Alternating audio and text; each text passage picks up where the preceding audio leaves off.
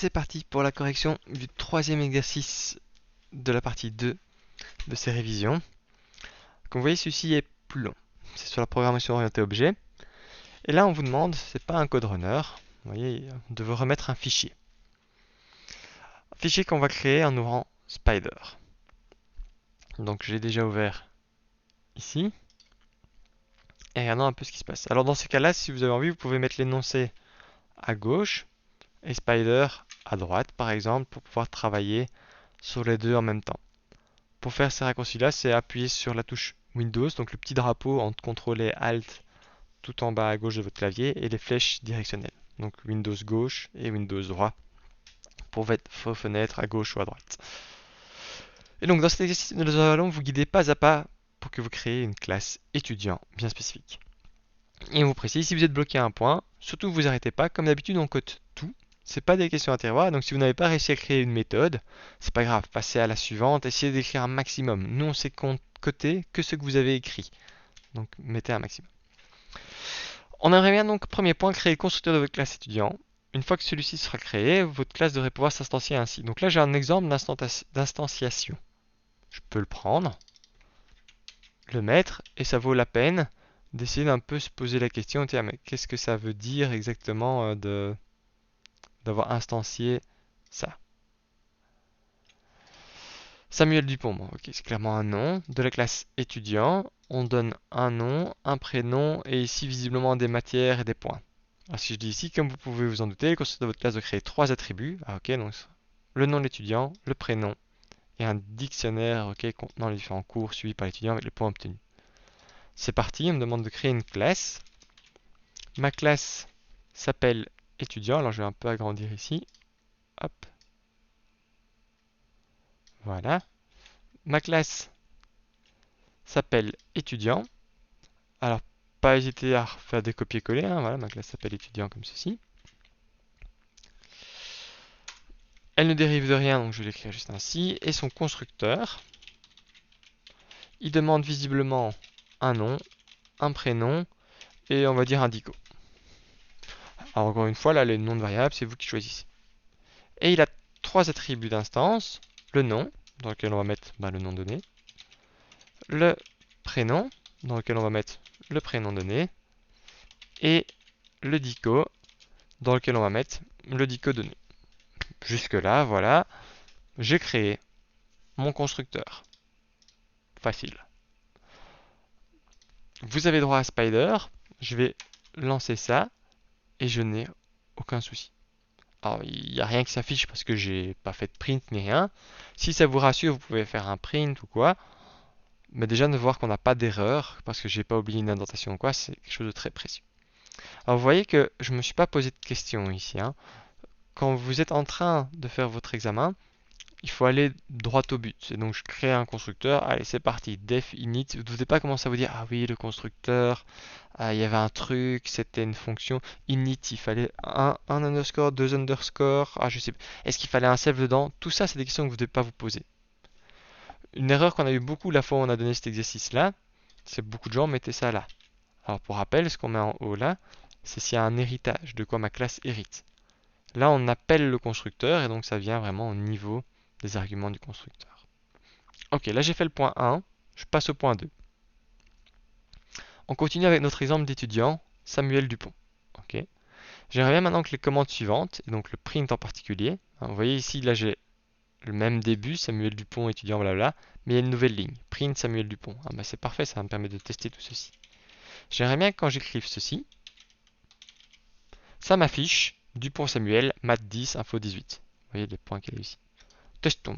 Si j'écris ceci, ah ben, pour l'instant ça m'indique l'adresse de l'objet, pas très utile. Donc comment changer le print d'une instance? Ça c'est la méthode REPR, qui est aussi une méthode magique, puisqu'elle commence avec 2 underscore au début et à la fin. On va lui donner l'instance pour pouvoir travailler dessus. Et ça va changer ce qui apparaît dans le print. Et pour ça, on va donc return ici ce qui doit être affiché.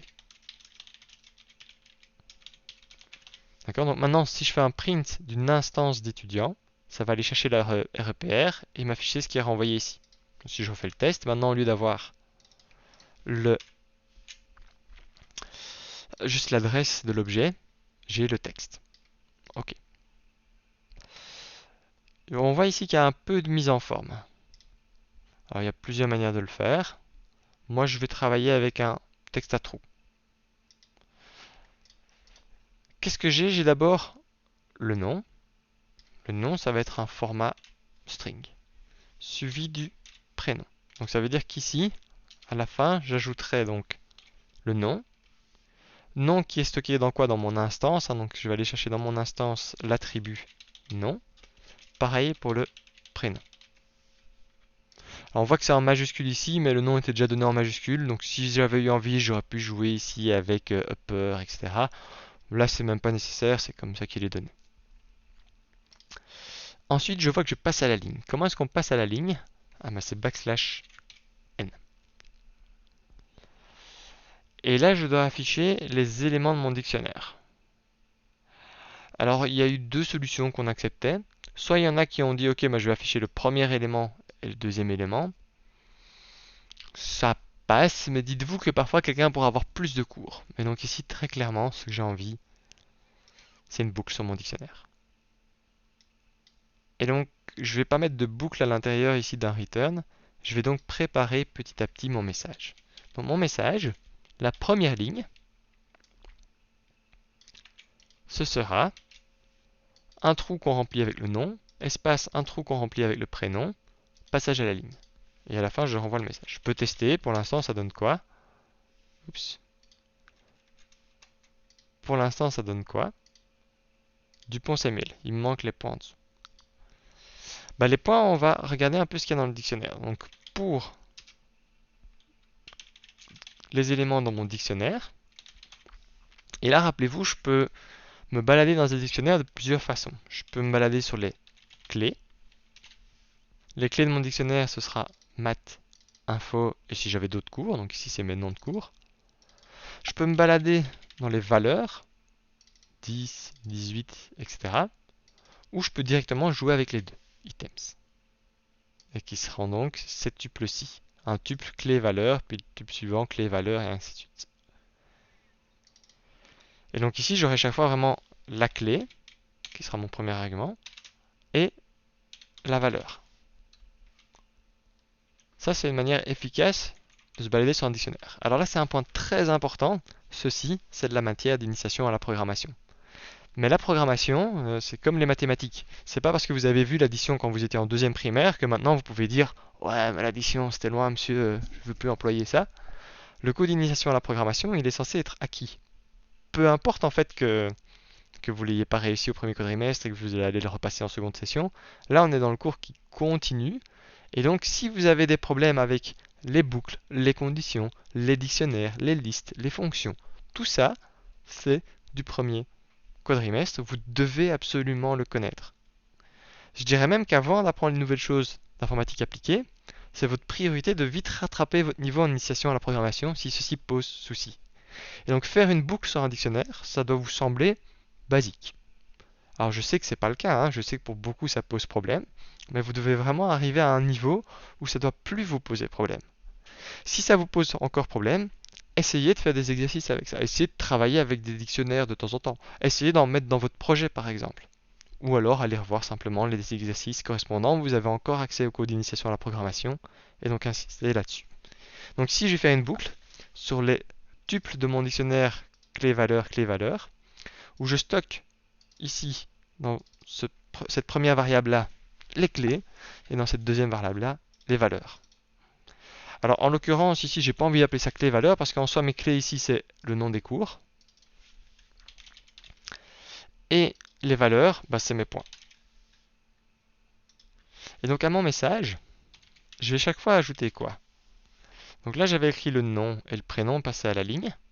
Et on voit que je vais ajouter, c'est pour ça que je vais écrire plus égal. Je vais ajouter le texte. J'ai un espace ici, un tiret, un espace. Ici, j'ai le cours, un espace, 2 points, et ici j'ai un trou avec les points. Alors ici j'ai mis %i, on n'a pas précisé vraiment ici si c'était des points entiers, semi-entiers. On voit que tous mes exemples sont avec des entiers. Donc encore une fois, on accepte plusieurs choses. Ici, pour l'instant, j'écris %i et je vais remplir mes trous avec le cours et les points. On va tester ceci, voir ce que ça donne. Hop, on voit ici qu'il y a un problème que j'avais fait exprès, hein, c'est juste d'icône n'est pas défini. Ça, c'est pour vous rappeler que vous n'êtes pas en train de programmer dans le vide sur une feuille de papier. Si vous faites des tests fréquents, pas quand j'ai fini d'écrire tout l'exercice, puis à la fin je fais un énorme texte, mais voilà, chaque fois que j'ai l'impression d'avoir franchi une étape, je fais un test pour voir si j'ai pas fait de bêtises. Et ici, on vous dit que d'icône n'est pas défini. De fait, dico dans cette fonction, c'est inconnu. Je ne parle jamais de dico dedans.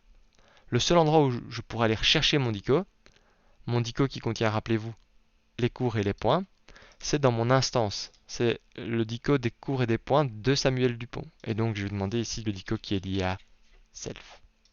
Vous voyez que la petite croix rouge a disparu, on va réessayer. Voilà. Et donc ici j'ai Dupont Samuel, math 10. Ah, j'ai oublié à la fin de passer à la ligne. Et donc à la fin de cette ligne-ci, je vais demander de passer à la ligne. Voilà qui est mieux. Ça va? C'est cette première étape-ci qui est faite. Alors, ici, vous voyez que j'ai une ligne en trop à la fin. Là, on est vraiment dans le détail. Vous me faites ça à l'examen, c'est très bien. J'ai vu que vous savez faire une boucle sur un dictionnaire, que vous avez changé la REPR, que vous savez jouer avec les attributs d'instance, faire des textes à trous. Je suis hyper content que vous avez renvoyé quelque chose. Donc, perdez pas trop de temps à peaufiner. Peaufiner peut-être quand vous êtes tout à la fin. Ici, je vois que mon problème, c'est que j'ajoute chaque fois un espace à la fin. Ce qui fait que si j'ai 3 lignes, comme je rajoute un passage à la ligne à la fin, je vais ajouter un passage à la ligne en trop. Donc plutôt que l'ajouter à la fin, je pourrais l'ajouter au début. Mais encore une fois, c'est vraiment... Voilà, et vous voyez ici qu'au lieu d'avoir double espace, j'ai un seul espace. C'est question de peaufinage. Ici, ça vaut pas la peine de rentrer dans ces détails-là. Mais je tenais à le faire quand même ici. Ok, j'ai fini le point 2. Point 2, où je vous rappelle, j'étais pas obligé de faire ma boucle sur le dictionnaire, c'est plus propre, mais j'aurais pu aussi aller chercher directement ceci. Si vous êtes bloqué, ça revient à mon point plus haut. Hein. Si à un moment vous êtes bloqué, vous ne voyez pas comment faire votre boucle sur le dictionnaire, essayez quand même de faire quelque chose. Parce qu'on ne sait pas donner de points sur du vide, on sait donner de points sur des essais. Ok, donc en plus de ces attributs d'instance, on va passer au point 3. La classe étudiant contient aussi un attribut de classe. L'attribut de classe, ça ne va pas être self-point, ça va être quelque chose vraiment à la racine dans la classe. Cet attribut de classe est un dictionnaire, ok, très bien, qui a comme clé les différents cours suivis par les étudiants, d'accord. Donc par exemple ici j'avais maths et info, et comme valeur le nom et prénom de l'étudiant ayant obtenu le meilleur score à ce cours ainsi que son score. Autrement dit, la structure de ce dictionnaire est la suivante. C'est un exemple, et donc par exemple j'aurais ici le cours maths, et on voit ici que j'ai le nom de l'étudiant qui fait les meilleurs points en maths de la Hugo, comme par hasard, et qui a eu 20. En informatique par contre c'est un certain Cordier Jean-Philippe avec 20 points. Donc, plusieurs choses à faire ici. Commencez par créer cet attribut de classe vide. D'accord. On me proposait ici le nom best results. Je vais le garder. Pas obligatoire, mais je vais le garder. Best results, et on le veut vide. Bon, je vais créer un dictionnaire vide. Voilà, dictionnaire, rappelez-vous, ça se crée avec des accolades. Et on vous dit, vous inquiétez pas, il sera rempli au point 4 et 5 ci-dessous. Ok, donc mon but, ça va être d'avoir un dictionnaire comme ça avec les cours et les meilleurs étudiants et les meilleurs points dedans. Pour l'instant, j'ai créé un attribut de classe, pas d'instance avec un self, mais de classe, qui est vide et qui s'appelle best_result. Ok, que me dit le point 4 pour remplir cet attribut de classe? Chaque fois qu'une instance d'étudiant est créée, chaque fois qu'une instance d'étudiant est créée, on va dans le constructeur. Ce dictionnaire des meilleurs résultats doit être mis à jour. Ok, donc chaque fois que je crée une instance, là Samuel Dupont, je crée une instance, je vais dans le constructeur, très bien. Ça doit être mis à jour. Et donc cela, je dois créer une méthode mise à jour qui sera appelée dans le constructeur. Ok, donc pour l'instant, en fait, tout ce qu'on me demande, c'est de créer une méthode. Donc une méthode, c'est une fonction dans une classe qui s'appelle mise à jour. Je vais toujours lui donner le self, mais a priori, j'en aurai peut-être même pas besoin. Hop, je sais pas ce qu'elle fait. Je vais écrire pass. Pass, c'est pour dire à Python, écoute, là, à un moment, je vais mettre quelque chose, pour l'instant, fais rien avec ça. Et surtout, elle doit être appelée. Et donc là, comme j'ai mis un self, je vais appeler cette méthode mise à jour. Voilà. Donc là, j'ai changé mon constructeur. Mon constructeur, en plus d'avoir 3 attributs de nom, prénom, dico, à la fin, il appelle une méthode mise à jour, que j'ai pas encore écrite, mais qui va servir à remplir justement ce dictionnaire best results. C'est ce qu'on vous demande ici. À présent, complétez cette méthode mise à jour. Pour le dictionnaire des meilleurs résultats, ça mise à jour à chaque nouvelle instanciation d'étudiants. Ok. Donc ça veut dire quoi? Ça veut dire qu'au final, si j'écris 2 lignes, une avec Samuel Dupont et une avec Jean Duchesne, mon dictionnaire doit être mis à jour. Vous voyez que par exemple en maths, je devrais avoir le nom de Jean Duchesne. En info, comme il y a eu juste Samuel, ce serait lui qui a les meilleurs points. Et en méca, ce serait Jean Duchesne. Ok. Ça, c'est la partie longue de l'exercice. Pourtant, c'est une partie vraiment technique avec des dictionnaires, etc. Et c'est pas la partie qui vaut pour le plus de points. Parce que la partie qui nous intéresse vraiment, c'est est-ce que vous êtes capable de faire des méthodes, de les appeler, de redéfinir la REPR, de faire un attribut d'instance. Donc encore une fois, si à un moment ça vous semble trop compliqué, passez à la suite, revenez plus tard dessus, gérez votre temps, à vous de voir si ça vous semble faisable ou pas. Là pour moi c'était la question la plus difficile de l'examen, c'était d'écrire cette méthode mise à jour. Donc dans cette méthode mise à jour, j'ai un dictionnaire best results, je veux ajouter des éléments dedans. Là il faut imaginer que je viens d'ajouter un étudiant. Et donc je vais un peu regarder cet étudiant, regardons ses points. Donc pour tous les cours et les points dans... Oula, j'ai raté mon copier-coller. Je disais donc, on peut refaire exactement la même boucle en fait. Je vais passer, imaginons que j'ajoute Samuel, je vais passer sur tous les cours et tous les points qu'il a eu. Et je vais regarder, ok, si les points de Samuel sont plus grands que si je vais chercher dans mon dictionnaire des résultats le cours correspondant. D'accord, donc rappelez-vous, on avait un exemple ici. Imaginons que dans Best Results, on ait ceci. Dans Best Results, j'ai donc ici chaque fois la clé, c'est le cours. Et donc là, je vais chercher dans mon dictionnaire Best Results le cours.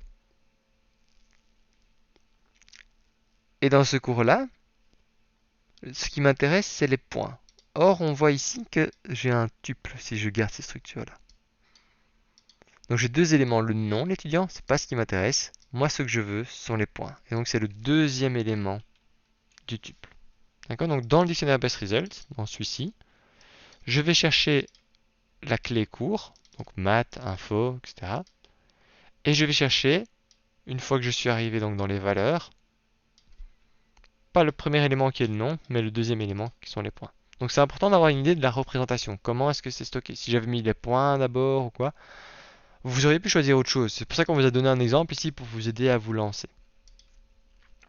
J'insiste, cette partie-là était plus compliquée, c'est vrai. Alors vous voyez ici que j'ai une petite croix rouge. Alors on pourrait le lancer, il vous dirait que best result n'est pas défini. Pourquoi? Parce que best result ici il le cherche comme variable locale dans cette méthode-là. Or c'est pas une variable locale, c'est un attribut de la classe étudiant. Et donc ça c'est quelque chose qui m'intéressait. Quand je corrigeais ceci, de vraiment voir est-ce que vous êtes capable d'aller chercher un attribut de classe. Et donc si mes points sont plus grands, qu'est-ce que je vais faire? Je vais aller modifier le dictionnaire des meilleurs résultats. Ça veut dire que mon dictionnaire des meilleurs résultats, pour ce cours-là, avant il avait le tuple, disons par exemple, Delanoë-Hugo avec 20 sur 20. Ici je veux remplacer ce tuple par le nom, plus je vais rajouter un espace, le prénom, et pas 20, mais les points qu'a eu l'étudiant en particulier.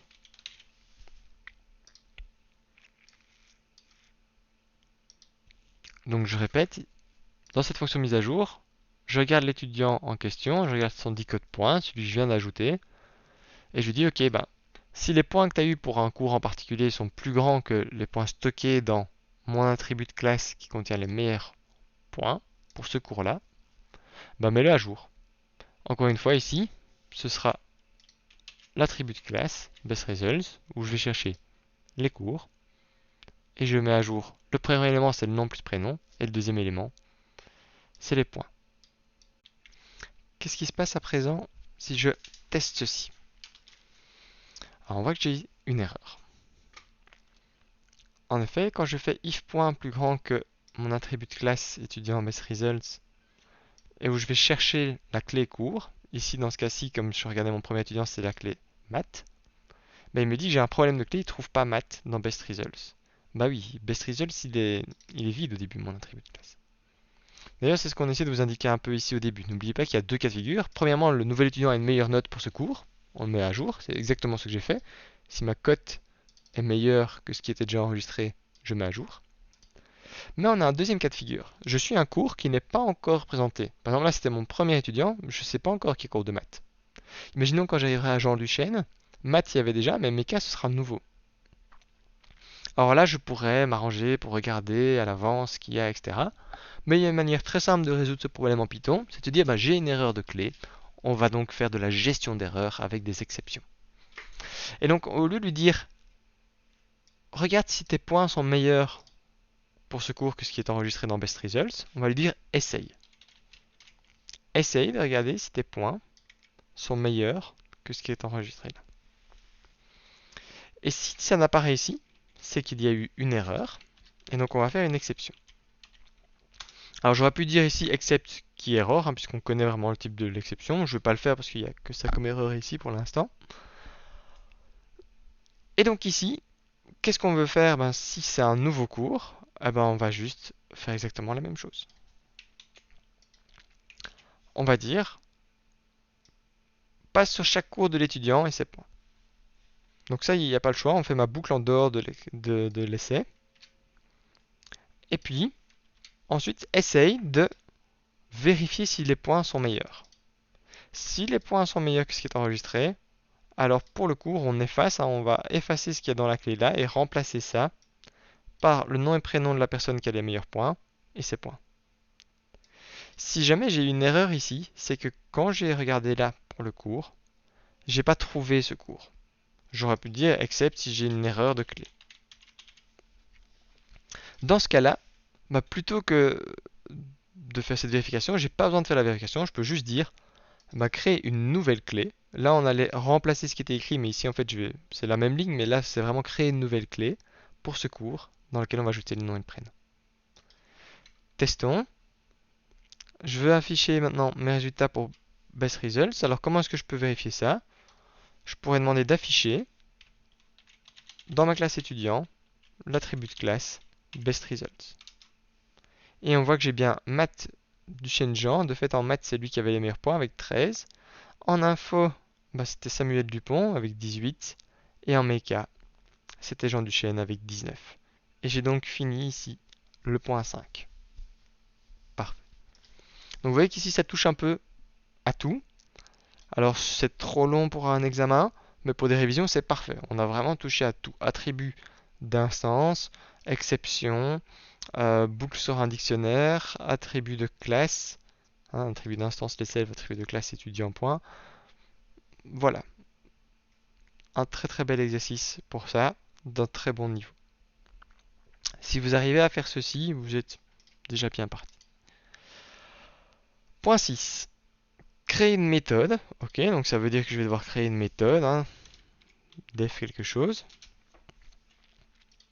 qui s'appelle print meilleur étudiant. Alors on vous dit si c'est une méthode ou une fonction, on peut choisir. Moi je suis parti sur la méthode.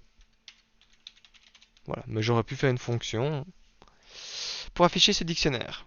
Peu importe la mise en forme. Mais afficher ce dictionnaire des meilleurs résultats d'une façon ou d'une autre. Alors ici vous avez un exemple, voici la liste des meilleurs scores. Là c'est bien fait. Là on vous demande de l'afficher d'une façon ou d'une autre. Et donc, ok, je veux juste l'afficher Imaginons que je sois vraiment fainéant, je pourrais dire, bah, va m'afficher ce dictionnaire best results. Ce qui fait qu'au lieu de écrire comme je viens de l'écrire là, je pourrais juste dire Samuel Dupont, je vais prendre mon instance, appelle la fonction print meilleur étudiant. Et voilà. Là, je l'ai affiché d'une manière ou d'une autre. Et donc ça, c'est un exemple typique. En termes de construction, c'est logique de l'afficher après l'avoir créé. Mais si vous aviez été bloqué ici, vous voyez que le point 6 est pas très compliqué. L'idéal serait été de faire une petite fonction comme la REPR qui affiche ça bien. Mais vu le temps et quand on a un examen, on essaie d'aller au plus rapidement possible. Donc là, je souhaite afficher un dictionnaire, ben, ça marche assez bien comme ça. J'aurais pu aussi faire juste une fonction. Hop, je vais la retirer de la classe. Voilà. Et ce qui fait que j'aurais pu juste appeler la fonction print meilleur étudiant. Et pareil. Voilà, voilà.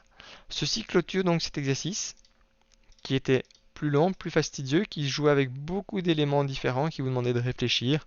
Là, c'est vraiment le niveau que vous devez atteindre en informatique appliquée, d'aisance avec vos classes, vos méthodes, vos dictionnaires, vos boucles, vos exceptions, pour employer la meilleure solution au moment, ou tout du moins celle qui vous apparaît le plus clairement au moment où vous faites vos exercices. Typiquement, ce genre de code, ça va ressembler un peu plus à ce que vous allez avoir dans vos projets. Pour terminer l'exercice ici, il fallait enregistrer le fichier, aller le chercher et venir le déposer.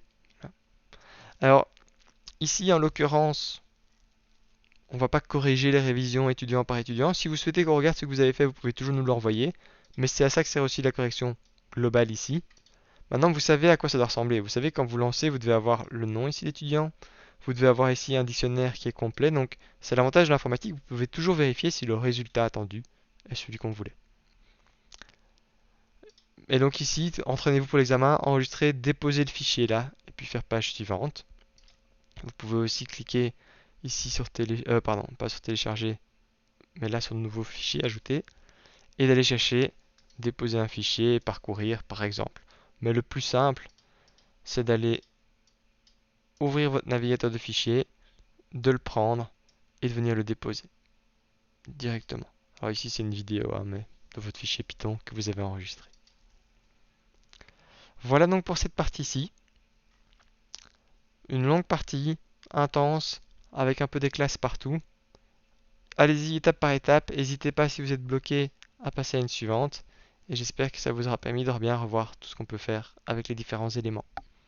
On se retrouve pour le dernier exercice.